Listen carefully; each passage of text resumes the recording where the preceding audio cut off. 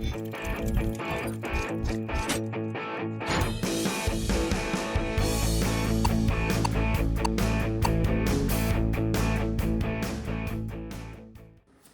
what's going on, everybody? Everyday Hot Wheel Guys here with you with another unboxing case. This time it's going to be the D case. You know, it's going to be a lot of new cars in here. We're hoping to unbox something pretty good. We'll see here shortly. Eli, you want to touch base on any of the highlights of this case? It should be. Well, we're starting to get getting to the point where we're getting some other cars from previous cases in here, so not every single one in here is going to be new to our collection. However, there is more that we could use in here than not. And obviously, I think some of the ones we got back from the last case, the casing was damaged on them just a little bit, so hopefully looking to get a few duplicates back of those, just so we can have some pretty ones for our collection. That's really about it. I think there may be 24, 25, some different cars that we could be looking for, and obviously we want to look for that coveted super treasure hunt and treasure hunt. Philip, you want to tell them what that's going to be? The treasure hunts, Mad Props, super treasure hunts, Lotus. Evija? Yeah. I think that's how you say it, Lotus Evija. I don't know. I think it's with the green speed. It's one of those electric cars. All right, well, I guess without further ado, Let's tear into the box.